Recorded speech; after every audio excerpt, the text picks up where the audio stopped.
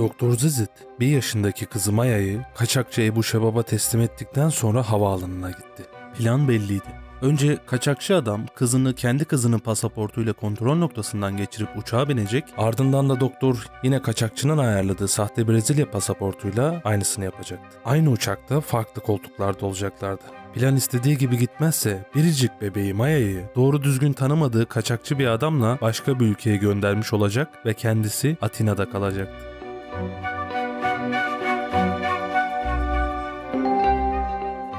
Kısa bir trajedi ve gerilim turuna başlıyoruz.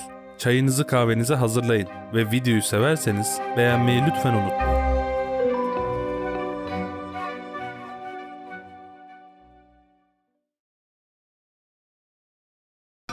Çok uzağa değil, 2015'e gidiyoruz. Doktor Zizit, Şam'daki bir devlet hastanesinde görevini sürdürüyordu. Kocasından ayrılmıştı ama 1 yaşındaki minik kızıyla beraber bir şekilde idare ediyorlardı. Suriye'de süren iç savaş yüzünden ortalık inanılmaz kötü ve karışık bir haldeydi. Arada bir aklına gelse de başka bir yere göç etme fikri minik kızı Maya ile çok zordu. Ama istese de istemese de bunu yapmak zorunda kalacaktı. Zizit'in hastanede olduğu bir gün İslamcı bir grup hastaneye gelerek doktorların kendileri adına çalışmasını istedi. Bu durumdan korkup kabul eden doktorlar olsa da Doktor Zizit bunu reddetti. İdealist bir kadındı. Ama militanlar doktorun peşini bırakmadı ve ölüm tehditlerinin ardı arkası kesilmeyince Zizit ve kızı Maya için gitme vakti gelmişti. Kendisini değil, kızını düşünüyordu. Erkek kardeşi Hasan'la görüşüp Suriye'den kaçıp Türkiye'ye geçtiler. Biraz birikmiş parası vardı ve hedef Avrupa'ydı. Ama işler pek iyi gitmedi. Türkiye'de ilk buldukları kaçakçıya 13.500 euro kaptırdılar. Hasan bu olayın ardından başka bir kaçakçıyla anlaştı. Şişme bir bot ile Yunanistan'a geçtiler. Hatta tam Atina'ya vardıkları sırada hınca hınç insanla dolu bot patlasa da minik bebek, doktor ve Hasan karaya çıkabildi. Artık Avrupa topraklarındaydılar. Bir eve yerleşip hızlıca sonraki hedefleri için plan yapmaya başladılar. Çünkü paraları hızla tükeniyordu. Dünyanın her yerinde kaçakçılık faaliyetleri bir şekilde sürmeye devam eder. Bu durum Yunanistan'da da farklı değildi. Hatta Atina'da kaçakçıların daha yoğun olduğu semtler, kafeler vardı. Hasan da bu duyumu alarak kaçakçıların bulunduğu semtlere ve kafelere bakınmaya başladı. Hedefleri İsveç'e ulaşmak ve refah bir hayata ererek mesleklerini icra etmekti. Zizit'in kardeşi Hasan bağlantı bulmak umuduyla kafelere gide gele kaçakçı bir adamla tanıştı. Sohbeti ilerlettikten sonra ve adama tamamen güvenince kaçakçı adamı Zizit ve Maya ile geçici olarak yaşadıkları eve getirdi. Adam kendini Ebu Şebab diye tanıtmıştı. Orta yaşı biraz geçmiş, normal bir tipti. Söylediğine göre aslen Suriyeliydi fakat İsveç vatandaşıydı. Zizit planlarından adama bahsetti. Ebu Şebab isimli kaçakçı tüm meseleyi dinledikten sonra çok hoşlarına gitmeyecek bir teklifte bulundu. Ona göre İsveç'e geçebilmek için başka seçenekleri yoktu. 4.000 euro karşılığında Brezilya pasaportuyla birlikte bir bilet ayarlamayı vaat etti. Hasan Atina'da kalacaktı. Belki ilerleyen zamanlarda onun hakkında konuşabilirlerdi ama şu an İsveç'e geçebilmelerinin tek yolu ayrılmaktı. Yine bir 4.000 euro da Maya için istedi fakat Maya'nın annesi Zizit'le seyahat etmesi sahte pasaportla mümkün değildi. O yüzden İsveç vatandaşı Suriyeli kaçakçı Maya için aynı uçağa bilet alacak ama kendi kızının pasaportuyla geçirecekti. Ebu Şebab'a göre çocuk güvenliklerle konuşabilecek Avrupa Birliği vatandaşı birisiyle yolculuk etmek zorundaydı. Bebeğin babasıymış gibi rol yapacaktı. Bu plan Doktor Zizit'in hiç hoşuna gitmedi. Ufacık kızını başka bir adama hem de kaçakçı olan bir adama emanet etme fikri korkunç geliyordu. Ama parası neredeyse tükenmek üzereydi ve Atina'da da kaçak durumdaydılar. Yunanların kaçaklara sert muamelesini sıkça duymuştu. Buradan gitmeliydi. Kaçakçının teklifini çaresizlik içinde kabul etti. En azından aynı uçağa bineceklerdi. Fakat Maya'nın annesini görüp huysuzlanmaması için biletleri uçağın birbirine uzak koltuklarından aldılar. Planda önce İtalya'ya uçmak, gerideki izlerini kaybettirebilmek için orada uçabilecekleri alakasız başka bir ülkeye tekrar uçup ardından İsveç'e ulaşmak vardı. Planlar netleştikten sonra Ebu Şebab hazırlıkları yapmak için evlerinden ayrıldı. Vaat ettiğine göre 5 gün sonra her şey hazır şekilde buluşacaklar ve havaalanına gideceklerdi.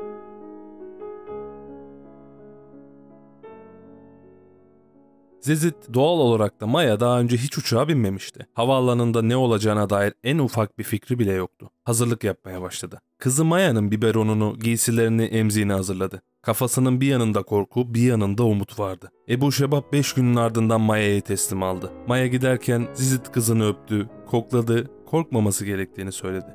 Ama bir bebekten bahsediyoruz. Maya bu kaçakçı adamdan pek hoşlanmamıştı. Takside havaalanında ağlaması kesilmedi. Bu ne yaptıysa ufaklık susmuyordu. Gözleri her yerde annesini arıyordu. Havaalanına ulaştılar. Hasan doktoru tembihlemişti. Kendini kızı Maya'ya göstermeyecekti. Bu durum havaalanında sıra beklerken tepki çekebilir ve yakalanabilirlerdi. Zizit'in içi içini yiyordu. Kızının havaalanında sıradaki haykırışlarını duyuyor ve sıranın en arkasında aralarında 20 metre olmasına rağmen hiçbir şey yapamıyordu. Adının doğruluğuna bile emin olmadığı yabancı bir adamın kollarına teslim ettiği kızına dokunamıyordu.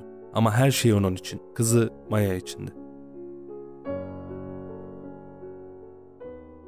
Ebu ve Maya kontrol noktasından geçti. Bir sorun gözükmüyordu. Sıra doktordaydı. Üst araması ve valiz kontrolünde sorun çıkmadı. Fakat Zizit hem kızının stresi hem kendi yaşadığı heyecanın etkisiyle bir türlü titremesini durduramıyordu. Sıra en önemli kısım olan pasaport kontrolüne gelmişti. Fakat kontrol memuru pasaportu alırken ki anormal titremeyi fark etmiş olacak ki pasaportu detaylıca inceleme kararı aldı. Tabi bunlardan Zizit'in haberi yoktu. Uzunca bekleyişin ardından memur bir telefon görüşmesi yaptı. 5 dakika sonra Zizit'in başında 2 polis memuru vardı. Sahte Brezilya pasaportu fark edilmişti.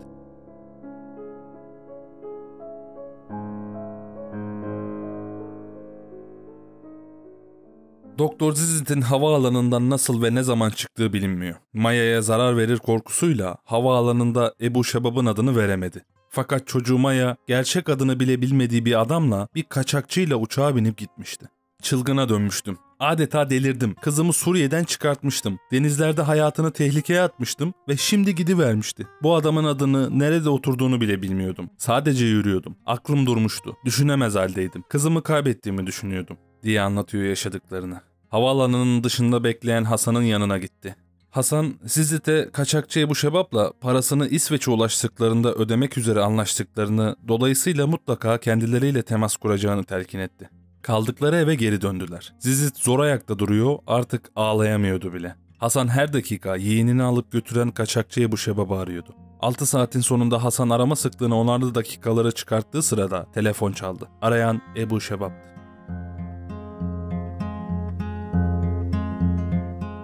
Hasan telefonu kaçakçının adıyla açtığı an baygın Zizit yerinden hoplayıp telefonu Hasan'ın elinden kaptı. Bağırıp çağırmaya, nerede olduklarını, kızına ne yaptığını, nasıl olduğunu sormaya başladığı sırada Ebu sakin bir ses tonuyla araya girdi. "Sakin ol, ben de insanım, bebekleri severim" diyerek Zizit'i rahatlatmaya çalıştı. "İtalya'dayız, Maya iyi durumda, şu an uyuyor. Bir otel bulmaya çalışıyorum, sana fotoğraf atarım. Benim de kızım var, unutma. Sen bir an önce buraya gelmenin bir yolunu bul" dedi. Şarjının biteceğini ve bir yer bulduğunda arayacağını söyleyerek telefonu kapattı. Zizit son gözyaşlarını biraz da rahatlamanın verdiği etkiyle boşaltmıştı artık. En azından bir daha göremeyeceğini düşündüğü kızının fotoğrafına ulaşabilmişti. Ebu'ya biraz daha güvenmek zorundaydı. Beklemeye başladı. Ertesi gün Ebu Zizit'i geri aradı. "Ne yapacağız şimdi? Burada kızını bırakabileceğim bir tanıdığın falan var mı?" diye sordu. "Polis veya mülteci merkezi olmaz" dedi. Zizit dün geceden beri zaten ne yapabileceğini düşünüyordu. Ebu'dan birkaç saat beklemesini ve bir bağlantı arayacağını söyledi. Hemen Suriye'deki arkadaşlarını arayıp bir tanıdık soruşturmaya başladı. Bir yol bulamamıştı ta ki telefon rehberini karıştırırken eski kliniğindeki bir hastası aklına gelene kadar. Zizit'in birkaç yıl evvel çatışmalarda darmadağın olmadan önce Şam'da kendi kliniği vardı. Sürekli olarak kendini ziyaret eden Hasna adında kadın bir hastası vardı ve iç savaştan ötürü ailesiyle Almanya'ya gideceklerinden falan bahsediyordu o zamanlar. Eski hastası Hasna bir çare olabilir miydi?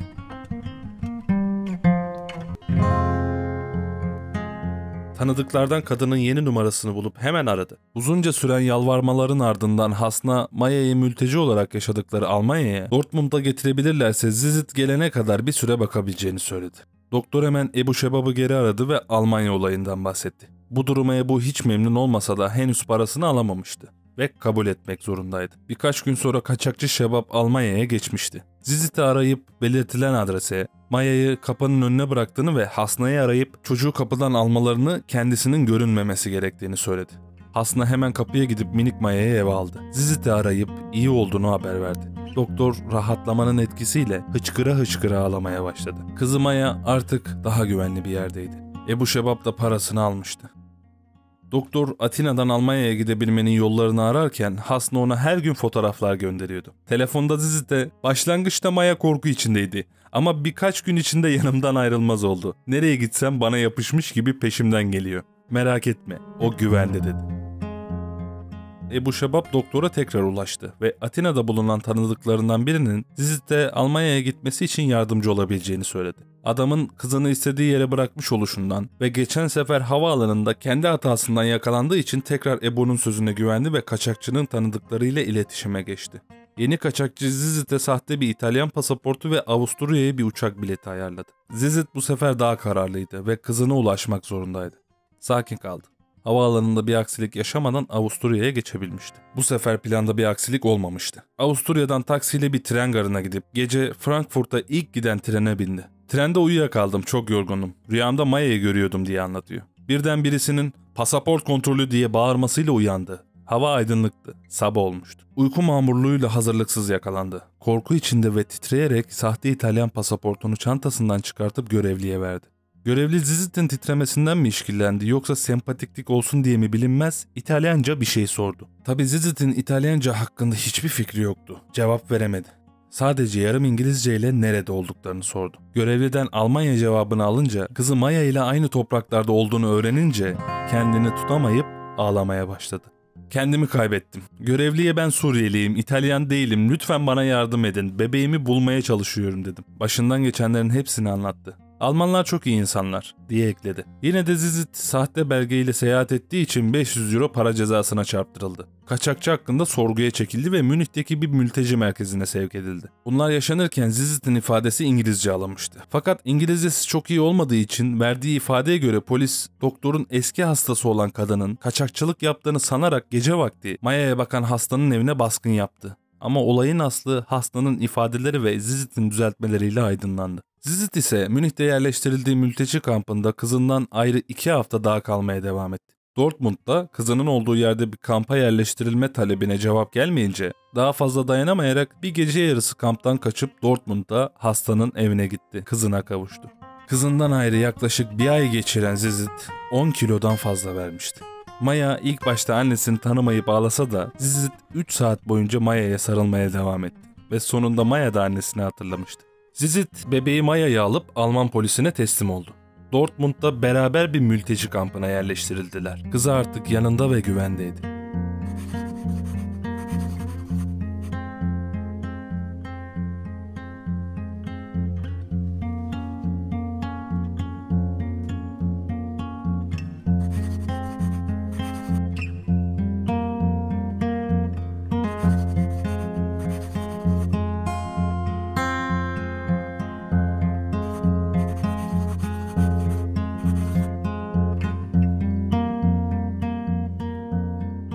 Buraya kadar beni sabırla dinlediğiniz ve izlediğiniz için çok teşekkür ederim.